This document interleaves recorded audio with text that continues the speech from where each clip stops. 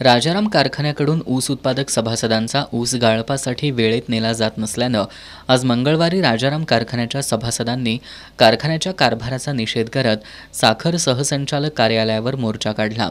आमदार सतेज पाटील यांच्या नेतृत्वाखाली बाजार समितीतील विठ्ठल मंदिरापासून या मोर्चाला सुरुवात झाली। सहकार कायद्यानुसार सभासदांच्या ऊसाची वेळेत तोडणी करणं हे कारखान्यांवर बंधनकारक आहे, मात्र सभासदांचा ऊस वेळेत नेला जात नाही। यामागं सभासदत्व रद्द करण्याचं षडयंत्र सुरू असल्याचा आरोप आमदार सतेज पाटील यांनी केला। लोकशाहीमध्ये मतदान कुणाला करायचं हा प्रत्येकाला अधिकार आहे, मात्र विरोधातील सभासदांचा ऊस न्यायचा नाही हे राजकारण सुरू आहे। पण आता मागं हटणार नसून कारखान्याच्या चुकीच्या कारभाराविरोधात आपली न्यायालयीन लढाई सुरू असल्याचं त्यांनी सांगितलं। आपण स्वतः कधी राजाराम कारखान्यामध्ये गेलो नाही, मात्र जर सभासदांवर अन्याय होत असेल तर आपण स्वतः राजाराम कारखान्यावर जाणार असल्याचं आमदार सतेज पाटील यांनी सांगितलं। सहसंचालकांना आम्ही निवेदन दिले, ते पत्र काढतो म्हणले, कारण की सहकार कायद्याप्रमाणे सभासदाचा ऊस घेऊन जाणं त्यांच्यावर बंधनकारक आहे आणि 8-10 दिवस आम्ही वेळ देणार आहोत की आमचा ऊस नोंद करणे, घेऊन जाणे या सगळ्या गोष्टी, नाही तर मग कारखान्याच्या गेटवर आम्हाला धडक मारावी लागेल। नाही, तुम्ही त्या धडक मारताना सतेज पाटील स्वतः असतील का? कारण ते कारखान्याकडे स्वतः गेलेलं नाही। नाही, मी पहिल्यांदा काय करतो की पहिले 2दा शिष्टमंडळ आमचं पाठवून दिलं, काय सुधारणा होत्या का बघितलं, म्हणून आज मी स्वतः आलो की सहसंचालकांच्याकडे मीच सांगितले बाबा मी आज येणार, ह्यातनं काय सुधारणा झाली नाही तर मी स्वतः असणार। ऊस नोंदणीचे करार कारखान्याकडून गायब केले जात आहेत, त्यामुळे ज्यांनी नोंदी घातल्या आहेत त्याची एक प्रत अजिंक्यतारा कार्यालय किंवा श्रीराम सोसायटी इथं आणून द्यावी, असं आवाहन आमदार पाटील यांनी केलं। एकीकडे कारखान्यामध्ये को जनरेशन उभा करण्यात येणार असल्याचं सांगण्यात येत आहे, मात्र सभासदांचा ऊस गाळपासाठी नेला जात नाही। को जनरेशन करायचं आहे तर त्या विद्वानानं प्रथम ऊस गाळप केला पाहिजे, इतकी विद्वत्ता हवी, अशी टीकाही त्यांनी कारखान्याचे चेअरमन अमल महाडिक यांच्यावर नाव न घेता केली।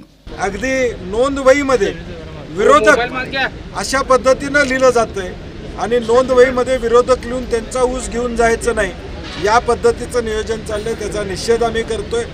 साखर उपायुक्तांना आम्ही भेटून, आता जॉईंट डायरेक्टरना भेटून आम्ही निवेदन देणार आहे आणि आमची अपेक्षा आहे की शासनानं यात हस्तक्षेप करावा।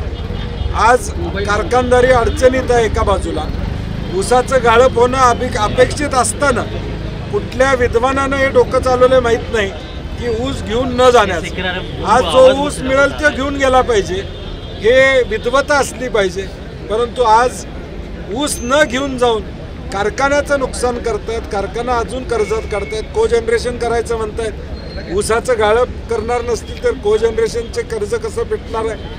यावेळी कारखान्याचे माजी चेअरमन सर्जेराव माने यांनी कारखान्याचे एक अण्णाजी गॉडफादर मंत्रिमंडळात बसले आहेत, त्यांचे फोन खाली येतात आणि अधिकाऱ्यांच्यावर दबाव आणला जात असल्याचा आरोप केला।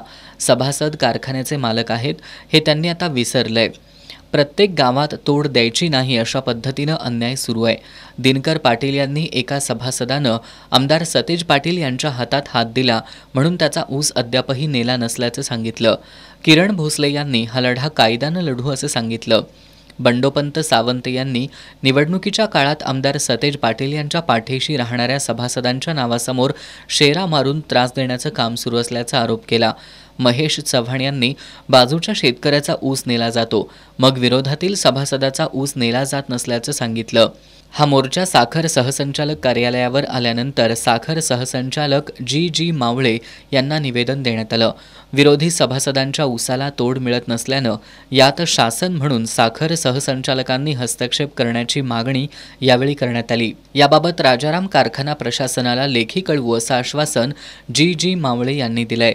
या मोर्चात पुलाची शिरोलीचे माजी सरपंच शशिकांत खवरे, माजी नगरसेवक मोहन सालपे, दिगंबर मेडशिंगे, प्रशांत पाटील, हंबीरराव वळके, अभिजित भंडारी, किरण भोसले, बाबूराव बेनाडे यांच्यासह राजाराम कारखान्याचे सभासद मोठ्या संख्येनं सहभागी झाले होते।